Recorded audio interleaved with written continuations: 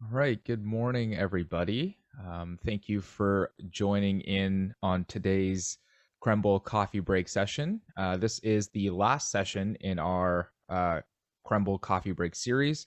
It's always nice to put something on in the summertime. You know, things tend to be a little bit slow, although I will beg to differ. But it's nice that we can put together these sort of communication presentations to help researchers, PIs, students, trainees, whoever needs these types of resources to help them communicate science and communicate their work and all those things. So I hope you've been enjoying them. All these presentations are on YouTube. So if you go to the Krembil YouTube page, you will find every single coffee break session in a playlist, including ones from last year. And a lot of the ones from last year are sort of we're basically making workshops of this year. So if you watch the ones from last year, you'll kind of understand what's going on and why we're touching on certain points in some of these workshops this year. So for the last coffee break session, we'll be going over a bit of graphic design. And in terms of graphic design, I'll sort of outline some elements of graphic design, certain principles of graphic design, because there are, a set of rules, I would say, or guidelines to consider when you are designing something. I mean, much like a song, there is a formula of chords, the circle of fifths for any musicians out there that sort of kind of govern the way chords flow in a music piece, right? So with graphic design, there are certain visual elements that will also govern the way you might want to consider your design or how you go about designing. So these are some of the principles, 6 principles I kind of have here of graphic design. I'm not sure if these are all the principles, but these are the ones I think are the most important. And you don't have to incorporate all of these principles when you are designing, but do keep this in mind when you start to design your own work and when you're sort of creating posters or Instagram posts that are graphic in nature or anything like that, or have graphic elements. So unity and harmony, we'll go over some elements of that: balance, hierarchy, scale and proportion, dominance and emphasis, similarity and contrast. Now, all of these things are basically there to show differences in elements that are in your design and certain things you might want to highlight, certain things you might want to diminish, or anything like that. So we'll talk about unity and harmony first. The first sort of uh, thing is proximity. So basically, you have a sense of distance between elements. Are things equidistant between one another, or are they not? Are they like randomly arranged, or is there a sense of proximity to certain elements? Most graphic designs, or designs in general, have some sort of proximity when it comes to certain elements in the design. The next thing is similarity. So what you'll see with similarities are sort of repeated elements, but sometimes you might have different elements, but there's still sort of some sort of unity with those different elements amongst repeated elements. The next one is continuation. Pretty straightforward. You kind of see either patterns repeated in a graphic design. So you might see, certain elements being repeated in a pattern, whether they be shapes or objects or certain text blocks. They're repeated in a certain way in your design, so that could be considered as continuation. The next thing is repetition. So you'll often find, at least for me, I like to use repetition a lot, where if I choose squares for a certain design, I will repeat those squares throughout my design. Unless I want to highlight something specific, I might throw in a circle. So that might be where I throw in some similarity, where the circle is there, but everything else could be squares, but you still see some unity or harmony in that sort of design. The next thing is balance.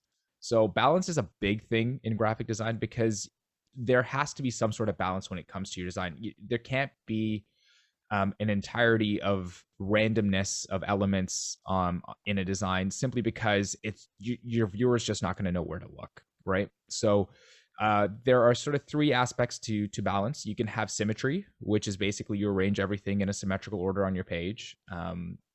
Or you have asymmetry, where you have different elements, like say squares or circles or certain things like that, but they are in some sort of equilibrium. Like in this sort of example, you see the different objects. They are sort of in balance, but they are just different objects because you see 3 on the left and 3 on the right and sort of oriented in a similar fashion. The last one is radial. Radial is actually pretty fun. It's pretty straightforward to actually achieve because it's just a circle of elements. And when it comes to graphic design, or when it comes to making, say, mind maps where you have a center focal point and you have branches that lead out, it's very easy to organize your points in a radial fashion, or your graphic elements relating to that one point in the center in a radial fashion. So that's balance. The next one is hierarchy. Now, hierarchy basically has to do with the order of which elements go in. So you can start with a tree where you have a main element leading to sub branches and more sub branches. I mean, if you think about a family tree, that's basically what trees are. And when you organize certain things, you could use trees to do that, or you could use nests. I like to use nests because nests, I think, are, at least for what we do, we can show relationships and subgroups a little bit easier and show how things are more interconnected with nests. In this case, you're basically showing parents and grandparents. It's similar to the tree, but you sort of have a relationship between each element and they're linked some way or somehow. But you do have a main big element. If you think about the Krembil Research Institute as a big nest, that would live in the center, and then you have the Schroeder Arthritis Institute, the Krembil Brain Institute, and the Donald K. Johnson Eye Institute, and then you have all the clinics that are underneath that all funnel into those institutes. You can kind of think of nests in that sort of way. The next one is weight. Weight, I would say, is the most common used and the most commonly seen, because if you understand what headings and subheadings are, like, that's basically weight if you talk about hierarchy, right? When you have a story, or when you have something important that you want to illustrate in your graphic design, you make that maybe a bigger font size. And then the subheading below that is a smaller font size, because it's not going to be as much of an emphasis on that smaller detail. But again, it still relates to that bigger element that's sort of highlighted in a bigger font size or bigger shape. So that would be weight in terms of hierarchy. The next one, scale and proportion. The one in terms of size, you're showing different size shows different relationships. I mean, of course, bar graphs, pretty straightforward. You can kind of see that. I can't think of anything off the top of my head where you'd show sort of size that doesn't look like a bar graph. But if you do think of one, do let me know. Ratio. So ratios basically are elements that obviously sort of have a relationship to one another, whether they're in size or proportion. So in any case, you'll sort of see this visual harmony with ratios. If you think about the Fibonacci sequence, or Fibonacci, oh my gosh, I don't know which one it is, but I'm going to say Fibonacci. The Fibonacci sequence, that is the golden ratio. It's considered the golden ratio in design because each previous number is the sum leading to the next number. So it sort of builds on, it basically creates these building blocks that can get either infinitely larger or infinitely smaller. And if you draw sort of a line, they sort of form this seashell type pattern, which is actually visually pleasing and easy for the eye to follow when it comes to design. So next time you look at a design and you're like, oh, wow, that's really cool, look for that sort of Fibonacci sequence type of element in the design. Likely it'll be there in a good design. The next one's division. Divisions you'll sort of see in like magazines, newsletters, and that type of stuff, where you're separating elements to give a sense of relationship. Say you have a main feature on a magazine page, that likely will take up the majority of the page versus something that might be a smaller story or a side story. If you look at the Krembil annual reports from years past and this upcoming report, which we'll see hopefully in the fall, you'll see divisions being used because we have main stories that we're featuring from all three of Krembil's research pillars, and then you have side stories for some of these research stories that don't necessarily need as much text or need as much space on a given spread or magazine page. The next one is dominance and emphasis. I like using dominance and emphasis a lot because I find in healthcare we're often trying to highlight certain things or facts. So you can place an emphasis by breaking hierarchy, so you can have a different shape, and that's going to stick out to the viewer, right? You can be like, okay, there's something important about this element, and why is it important? So in a graphic design, you can sort of highlight a certain thing by changing its shape or breaking a pattern to show that this thing, it's telling me something, right? And you can do that with color. I like doing it with color. It's pretty easy because you can just change the color, and if you know color theory and understand color theory, you can just use contrasting or complementary colors in your graphic design. And then for the viewer, it really shows that, okay, there's an emphasis on this color because it contrasts from the rest, and it looks good visually because they've used, color theory in their design. And there is a resource, actually. I think it's called the Adobe Color Wheel. So if you go online, I think you type in the Adobe Color Wheel, it'll show you complementary colors, triads, and things like that. So if you're considering, creating color palettes, like, give that a good look, because it may help develop and give you ideas about what other accent colors you can include in designs. And just also a note on color, Krembil does have its own color scheme and guidelines as well. In last year's graphic design workshop, I actually may have sent out a brand guideline, but if anyone needs that resource, I'm happy to share that after the fact as well. The last one is size. So of course, if you resize things, you're telling the viewer that there's an emphasis on this element. So oftentimes you'll see, in a magazine feature, the main feature article has a bigger photo versus a sort of smaller story, which might have a small headshot, right? So think about how you can incorporate dominance and emphasis in certain elements that you want to highlight to your viewer, right? What is the most important thing you want your viewer to see? And using dominance and emphasis, you can sort of draw your viewer's eye to that important element in your design. The last one, similarity and contrast. This has to do more so with like shading. I guess it can kind of fall into dominance and emphasis because you're kind of doing the same thing, where you're using light and dark from, your foreground and background to show contrast. And of course, when you show contrast, you're putting emphasis on something, or highlighting something in that way. So I would say, like, these are 6 sort of graphic design elements, which are sort of good to use, I think, or consider using in your designs. And what we'll do, we'll actually go into a graphic design program. I mean, there's tons of programs. I'll sort of touch on the paid ones first, and then of course we're going to be using Canva, which is actually really, really intuitive and easy, and I can show you guys how easy it is. But you have Photoshop, which I think is really great for like image-based graphics, where you want to overlay some text or things like that. You have Adobe Illustrator, which is purely vector-based graphics. And the thing with vector graphics is that they're infinitely scalable because they're a mathematical equation. So any shape that you draw has an associated calculation or has a mathematical, basically, equation associated with it. So it's scalable. So it's pretty much, if you're designing something for social media or a poster, you can resize and the graphic will not distort because you've created it sort of in a vector landscape. There are other vector-based programs, but the ones I'm most familiar with are Illustrator. And the last one is InDesign, where a lot of like magazine spreads will get made, a lot of newsletter type stuff, if you really want to get creative. But those are all paid programs with the Adobe Creative Suite. Those are the ones that I use most of the times, that I'm most familiar with. But just know that there are a ton of free graphic design tools, and even websites that can get you free vectors, get you free stock photos, and anything like that to help you along the way in creating your graphics. And one of the best free ones, I think, is Canva, which basically gives you a bunch of templates as well. And what I will do is I will share my Canva screen. So this is the Canva interface, which is really straightforward and really intuitive to use. So you can create an account, which I recommend doing just because you can save all your designs. So the account is free. There is a free account. Of course, there are elements that you will have to pay for if you so choose, but you can get a lot done, I think, with the free account.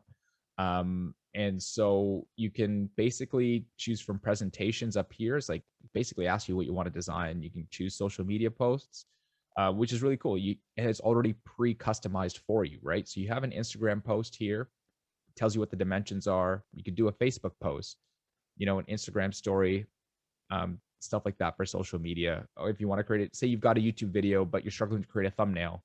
Great. I'm going to create a YouTube thumbnail really easily using this platform.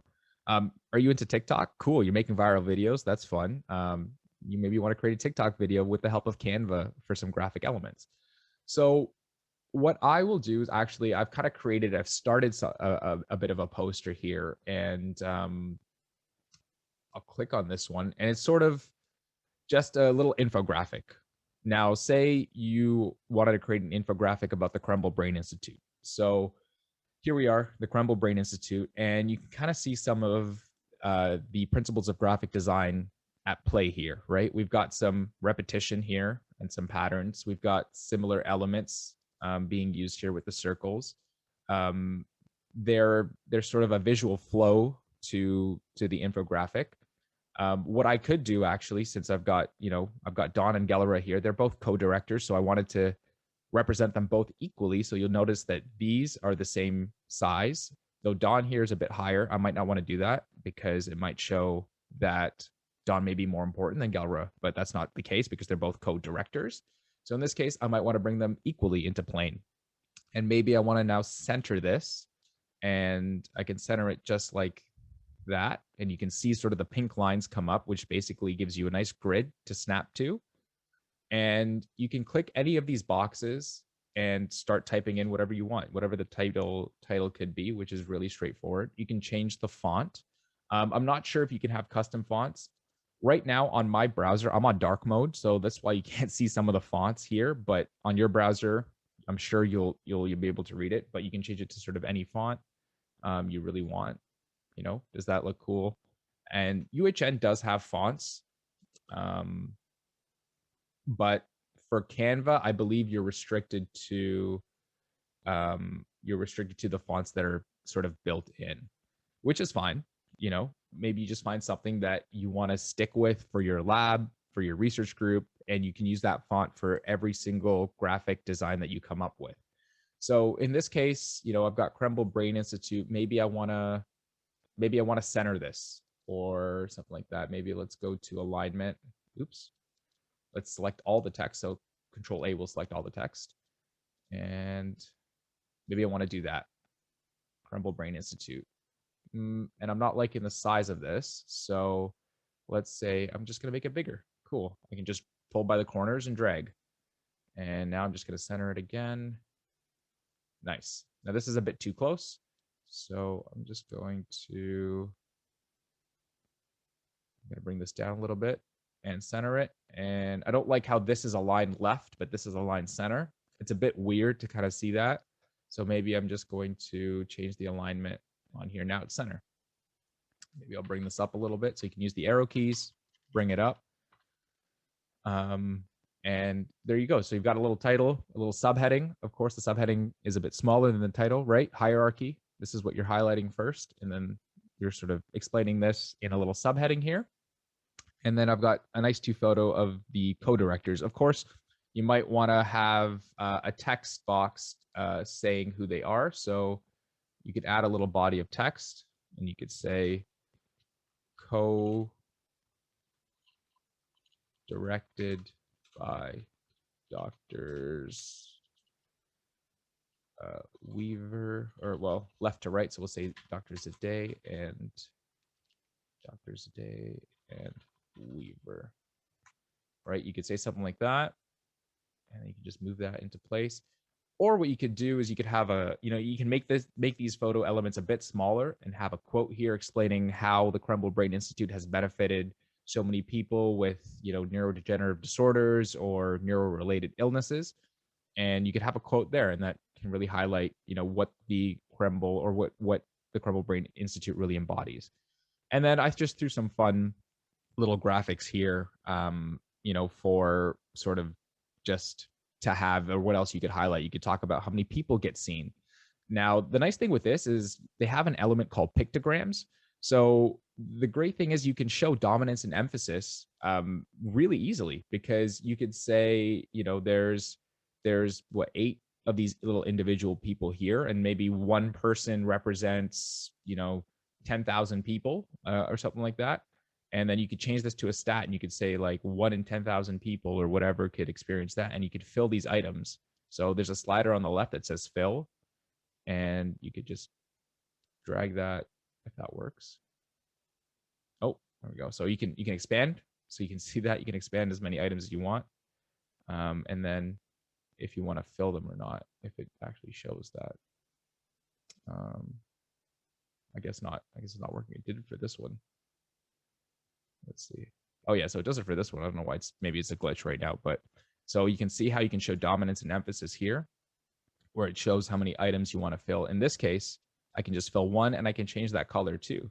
If I want to put a red hand there, I could say like 1 in 6 people will experience, a diagnosis of a brain tumor in their lifetime or something like that. Or 1 in 6 Canadians could experience whatever. And I could change these to maple leafs if I wanted to, if, Canva had that pictogram element, right? Of course, in Illustrator, Photoshop, of course, you can just do that easily by just showing the repeatable elements and then coloring which one you wanted to show emphasis on. But that's the thing with Canva, you are kind of limited to certain elements and pictograms that are built into the app. But there are a ton. So you have like, I don't know, you have books, you have syringes. I'm trying to think of any other science ones that are here.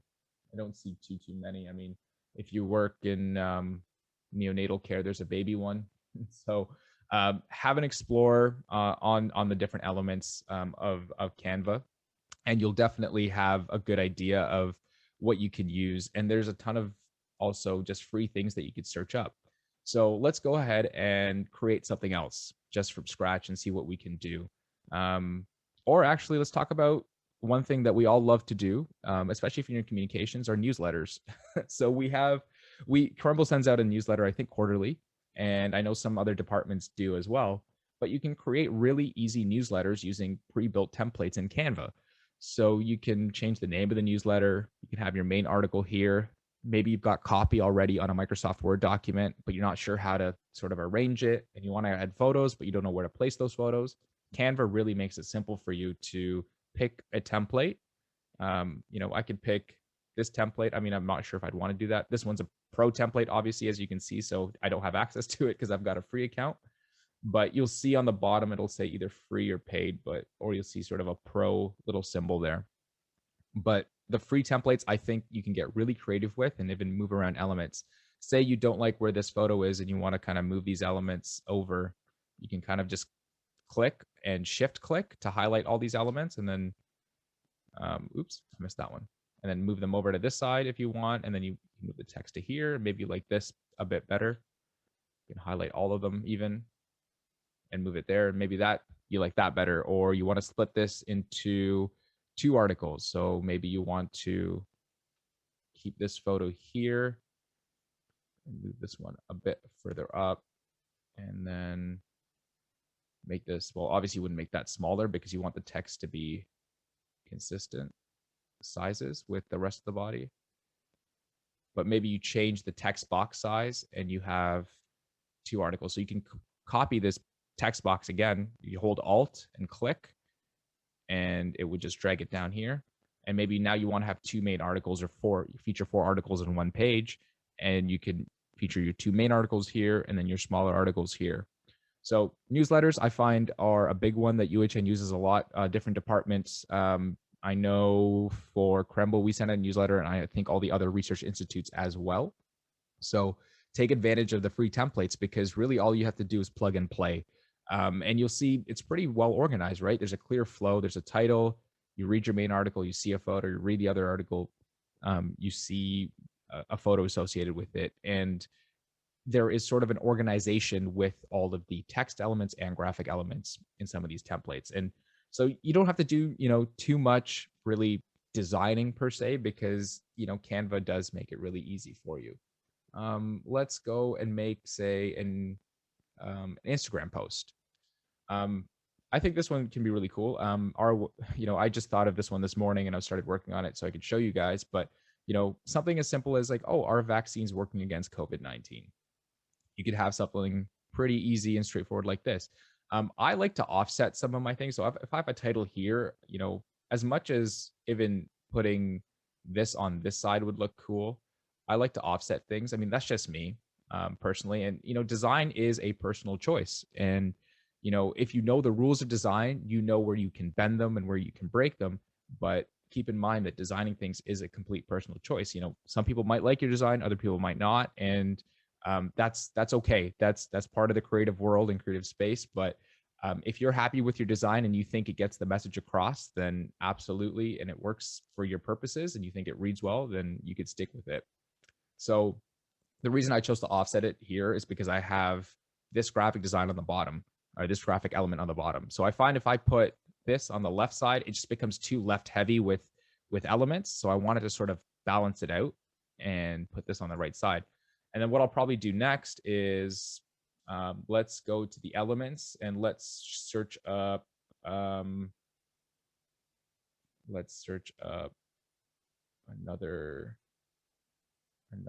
graphic element, maybe a chart. I'm trying to think what we could do.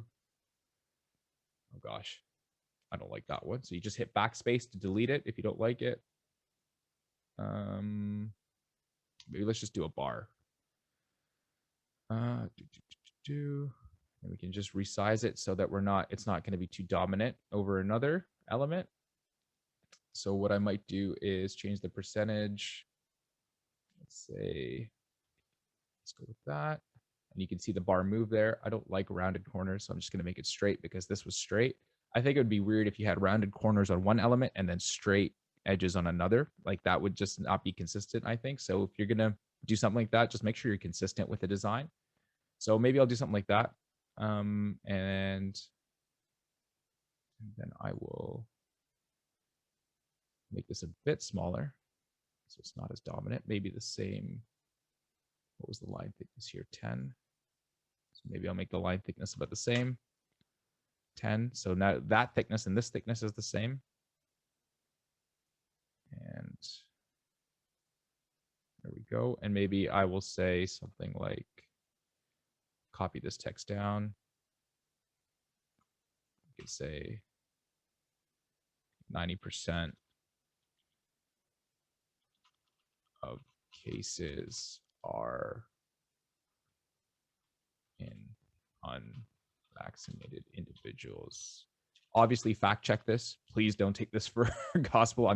I'm making this up based on what I'm thinking in the moment. Of course, I would go and fact check this before you share it right? Something like that. Make sure that's right. And then I would just center it with the text. So that's now centered, and I would align it to the left here. So these elements are now in alignment. And then normally I would like to add one more. So let's see.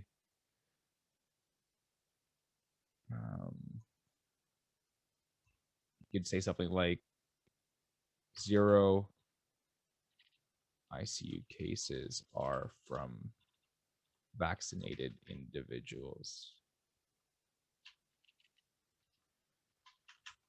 So you could have a stat like that, and then you could just do a stylized, just move this over or make this smaller.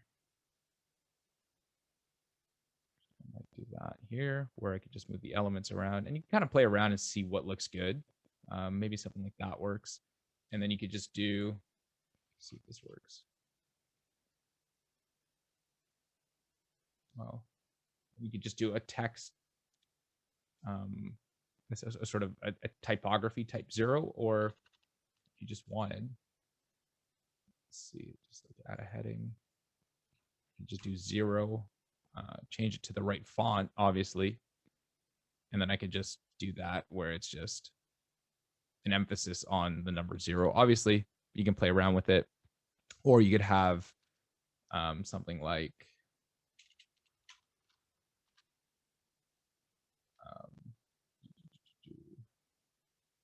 something like that. Oops. You just have a little ICU or a hospital graphic there, right? Something that makes sense like that. And cool. I just did this in about 10 minutes or less, right? And you can kind of see how powerful Canva can be in terms of creating a little graphic. And the nice thing is, like, everything's customizable. You can change the colors of this. So if I really wanted, I could make this, red, or I could make this a different blue, or whatever. And I can go in and type in hex codes if I really wanted for different colors. Like for the Krembil colors, I can go and type in all the Krembil hex codes, and then just match that to all the graphics. So then they all look consistent. And that's also another thing you want to keep in mind. You don't want to have too many colors in your graphic design as well, because that's going to be very distracting. You know, you want to have your brand colors, and you want to have your brand fonts, as soon as you start using, more than 2 fonts in a design, things start to get a little distracting, and a little bit visually confusing for a viewer. And same with colors. So keep it to the main color and 1 to 2 accent colors, and that's really what's gonna keep your design simple, clean, and effective. Good design is, it doesn't have to be over the top. Good design is always simple at its best, I believe. So keep those things in mind as well when you are designing it. But you can see how easy that was to create. You've got your question at the top, big text, and you've got the hierarchy of text here, these smaller texts that sort of relate to the big text. Then you've got sort of some symmetry here too, right? Because you've got elements that are different, but they are in harmony with these sort of graphic elements. And then you've got, this guy, he's kind of just floating there. We could get rid of him and it could just live like that, and it would still look good. Or if you wanted to put a little Krembil logo at the bottom, or government of Ontario, if this was the government that was making this type of graphic. And I have a feeling that the government uses Canva. I don't know. Maybe it's just me that I've seen a lot of these like COVID notifications and things like that. But, don't be shy to use a lot of the templates that are built into Canva. So you can see that there are tons of different Instagram post templates, and it's already, pre-made for you. You just export it, save it to your computer or your phone. And I think there's an app for Canva on your phone as well. So don't quote me on that, double check. But if anything, you can just get this onto your phone, whether you email it to yourself or however you want to do it. And then you can just post it on social media. So there are so many things you can do. If you don't like PowerPoint or don't have PowerPoint, you can even make presentations on here. If you really wanted, you could even do print stuff, other things like that. And actually, interestingly enough, one last thing I'll talk about is animations. So you can actually animate this whole thing and save it as a GIF. So each block can animate. So if you wanted to do a little sort of GIF thing, this will actually be recognized by Instagram, and it's just another visual element to your design, right? So you can pick whichever one. And the free ones are pretty cool. Like this one's simple, the pan, where it's just pretty simple like that, or the rise, or even a fade, or even something like that. The breathe, which is, it just shows intensity, or different blocks. So there are tons and tons of features built into Canva. And if you really want to, you can upload your own images. I had that for a previous one that I was building. And there's so many elements built in. You can just search for literally anything, and there's a ton of free stuff built in as well. So feel free to design, to your heart's content with Canva, because it is free. And think about the principles of graphic design that I sort of went over earlier, and how you can incorporate those principles into some of the Canva designs, because there is so much freedom built into this app. And remember, graphic design, it's a personal choice. Design is a personal choice. So find what you like and find what really resonates with you, and how you can incorporate that into your own sort of visual identity that you have with your work and creations. And I think that's really about it for me. So if there are any questions, I'm happy to answer them. Perfect. Thank you very much, Twain. It looks like the free app also offers a lot of options. So we do have a question in the chat. Again, if anybody has questions, feel free to put it in the chat and I can read it out to Twain. The first question is from Daria. Do you know if there are any restrictions or proprietary considerations when using Canva graphics or figures for publication, posters, knowledge translation products, etc.? That's a good question. I have not had a chance to read through the fine print. I do believe Canva should be free if it's for educational purposes. It should be free to use. It'll come under sort of fair use guidelines and restrictions. But I haven't gone through the entire fine print of Canva and the restrictions around their elements. I know the only restriction are the paid elements, as what I'm aware of. But I would definitely try and find the terms of use for Canva if you are concerned about that.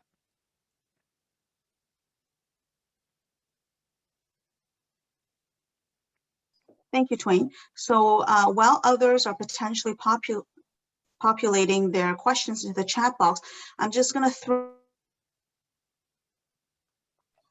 No. Keep getting muted. I'm just going to throw in the link to the Krembil coffee break playlist. That's where you will find all of the other coffee break sessions, including the ones from last summer. If you wanted to go back and follow along, you know, play the video while you have your own Canva and your project on at the same time, side by side. We do find that helpful. So Riza would like to know, can you please elaborate on the exporting options, specifically the best resolution choice? Sure. Absolutely. Let me just share my screen one more time. I probably should have touched on this for this one. So for this one, I did the animation. So with the animation, what's going to happen, you can, it'll show you, you can preview it, 5 seconds, cool. And then on the right-hand side here, it says download. And then it says MP4, which is more than enough. So you can say MP4, and then you can hit download, and then it'll download to, I think, your computer. It just says download right now. But if it wasn't an animation and had none, it would say download, and then it'd say PNG, JPEG, or other PDFs or PDF standard. I mean, you could go PNG. I think iPhones and Androids are still able to process PNG. So I would say PNG because it's a nice resolution. And with the JPEG, what happens is like you get compression artifacts and things like that. And depending on the platform you're uploading to, you can get some weird things that you don't want to necessarily see. So you could select PNG, and then you can basically, well, I guess with the free version, you can't change the size, but 1080 by 1080 pixels is going to be more than enough for social media because, you're on a small phone screen for the most part. And you're not really viewing it on like a huge monitor or anything like that. So, and I think with the free version, you're probably limited to that sort of resolution. And the nice thing is, because there are templates, you have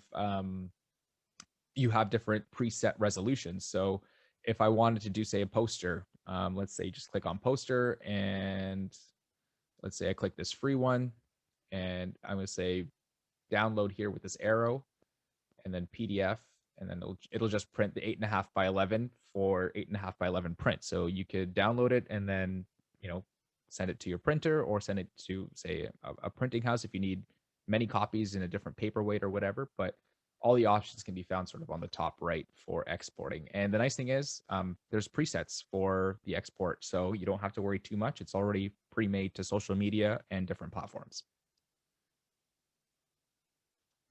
Sounds handy. So Chloe has just added that another useful tool, especially for generating graphics for educational purposes, is BioRender. You can also combine multiple tools at the same time by uploading graphics from resources like BioRender to your Canva account and including them in your infographics or posters with appropriate credit. Okay, that's really great to know. Thank you, Chloe. Appreciate that. Yeah, that's really interesting. Perfect. If anybody knows of any other tools, feel free to pop them in the chat. While we're working on that, I think it's time to pull our draw. This will be the final draw of this summer. So here's my handy dandy box with everybody's name in here. I'm going to do, can't see anybody's names. I'll just pull one. Can't even see it. It is Riza Amiri. So Riza, if you could please contact our office, krembil@uhnresearch.ca, to let us know which prize you would like. I also see Daria on the line today. Daria, we're still waiting to hear from you for last week's prize. Yeah, and we'll get those out. Oh, and Chloe has just thrown in the link for the BioRender as well as the Noun project. So again, it's biorender.com or the nounproject.com for those who may want to check those out. If there are no other questions, I think that's it for today's session. Twain, do you want to close? Yeah. So I just want to thank everyone for joining in these Krembil coffee break sessions. I do hope you enjoyed this session. I apologize that my browser was in dark mode, so it may have been a bit challenging to see, and I guess Canva hasn't basically adjusted to the dark mode. But I do apologize if it was a bit hard to see. On yours, it'll probably be a bit easier to sort of see and understand everything. Some of the options. But yeah, so Canva may not look like this for you on your browser because mine was in dark mode. But again, thank you for joining for all these Krembil coffee break sessions. And as Amy has put in the chat, the YouTube playlist is there. And if you have any sort of generic questions relating to graphic design, video editing, photos, that kind of stuff, I'm just happy. I'm happy to provide some guidance and maybe some tips or anything like that. If you're sort of stuck with anything or need some clarification on any of the tools that we're um, using or anything like that. And I hope you have a good rest of your summer. And yeah, thank you for joining us and have a great weekend. So thank you, Twain, and also thank you to Marcia for throwing in another free graphics website into the chat box, unsplash.com, Yes. and also to Ada, gimp.org. I think Twain mentioned this last summer, but it is GIMP is a free alternative to Photoshop. So I'll just we'll just keep the session kind of open for a couple more minutes if anybody wants to copy down those websites. Otherwise, thank you again. Have a great summer, and we hope to see you again soon. Bye-bye.